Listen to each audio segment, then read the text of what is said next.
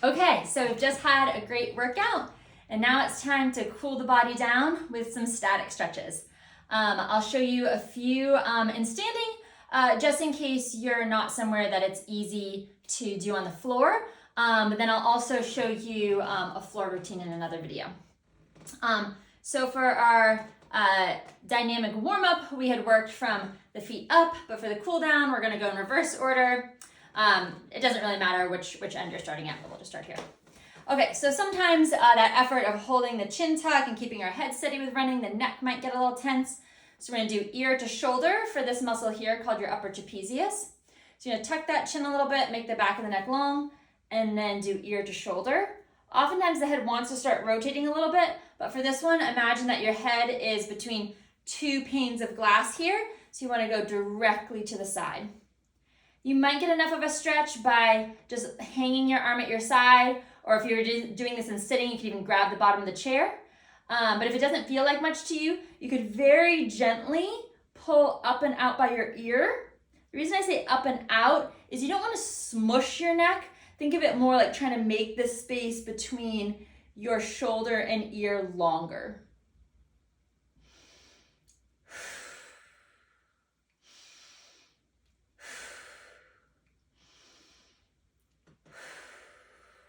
Okay, so I took 3 super deep breaths and that lasts about 30 seconds.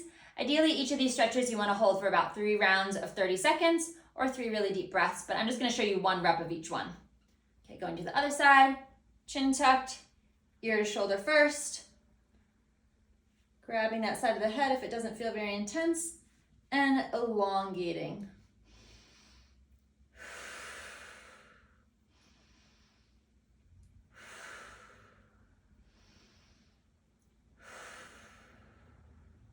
Okay, now we're gonna do a variation for a muscle that goes between the neck and the shoulder blade right here called the levator scapula. But direction-wise, you can think of it like trying to look into your armpit or smell your armpit, which is lovely to do after a workout.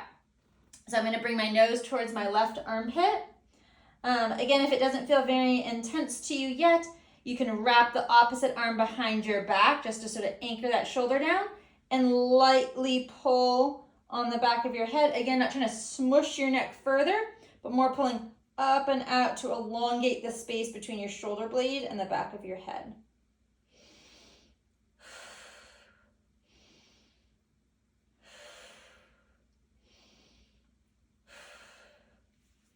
Okay, now to the other side. I'm gonna go ahead and start with my arm wrapped behind my back, shoulder blade down and back, look towards my right armpit, and get the back of the neck long.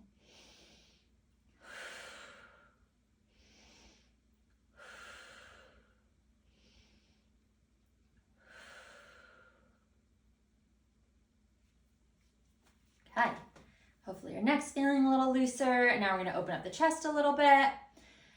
So go ahead and reach behind your back and pull. Again, try not to compensate with the low back with a belly pop.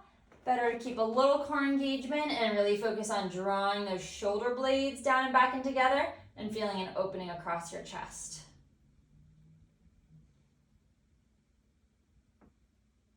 And then we'll reverse it with a dive. So I'm grabbing my wrist, pulling away from my body. And now it's okay to let your posture slouch a little bit. We're gonna round our back, sort of like a standing cat back stretch.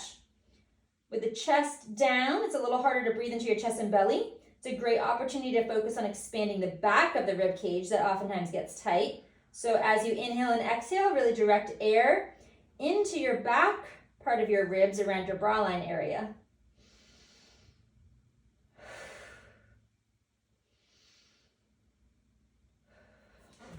Okay, loosen up the shoulders a little bit more with a crossbody stretch.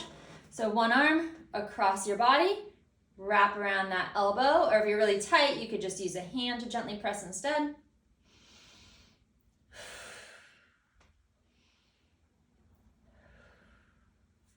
Another side.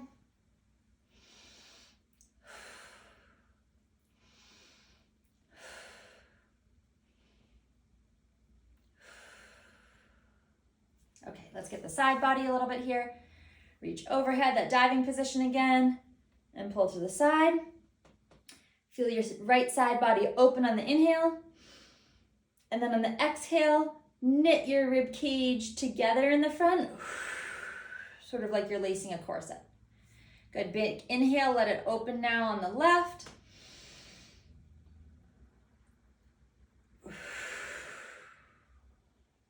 Okay, and you could hold that on each side a little bit longer for 3 deep breaths.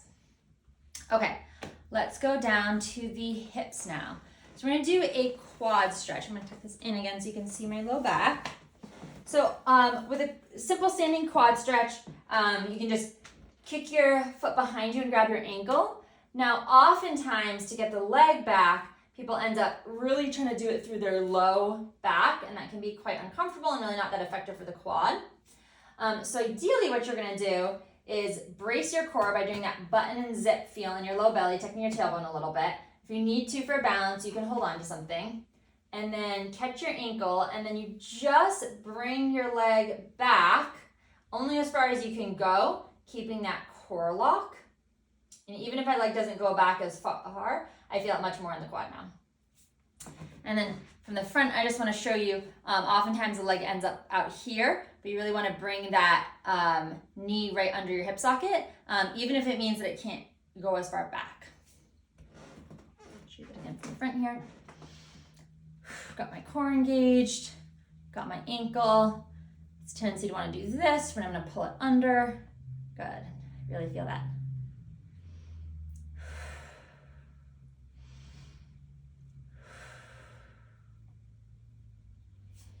Okay, now we're going to do a lunge to open up the front of the hip, as well as get a calf stretch.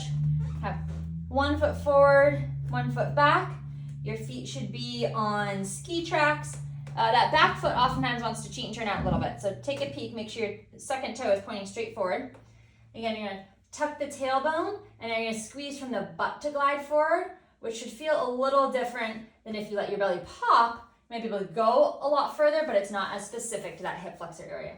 So again, you wanna tuck, and then squeeze your butt to press your pelvis forward. You can even deepen it a little bit by adding an overhead reach on the same side as the back leg. Great. And on the other side, feet are parallel, tailbone's tucked, squeezing the buttocks to press the pelvis forward. And then I can add a reach overhead to intensify it if I want.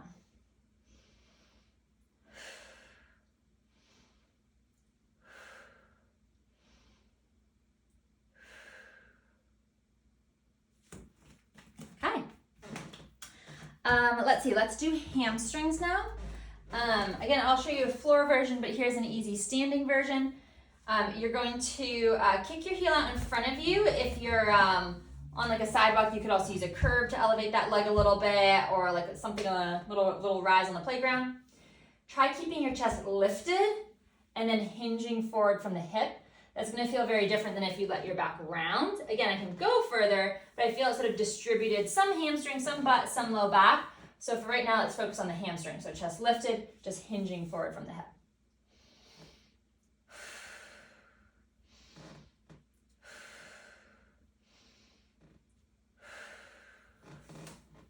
Very good. Okay, I'll do it from the front here so you can see my alignment. So I'm getting that leg straight out in front of my hip socket, chest is lifted, folding forward at the waist.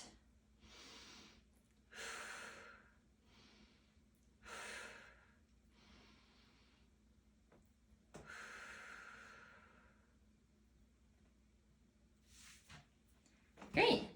Let's see. What are we missing? What else can we do in standing? Let's do the IT band, and then in a different video, I'll show you some hip rotator and calf stuff and a few other things that involve the ground a little bit more. So last standing one, let's get the side of the hips here. You're gonna cross one foot in front of the other, and then let yourself roll forward. This is totally okay now to let that chest hang and low back round. You might feel a stretch in your low back. You could experiment with reaching a little bit to one side or the other just to feel how it gets into that lateral hip a little bit more.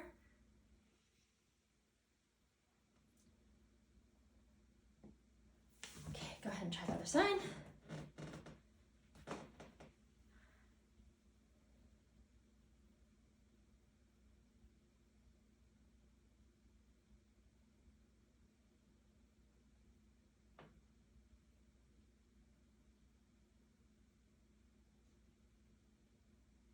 You see I'm also shifting that hip out a little bit more, reaching towards the back foot and just feeling how that increases the stretch that I feel through the side of my leg here where the iliotibial band is. Okay, it's been great stretching out with you. Hope your bodies feel good after your workout, and I'll see you in another video for some floor stretches to get into the hip rotators, buttocks, and a few other muscles a little bit more.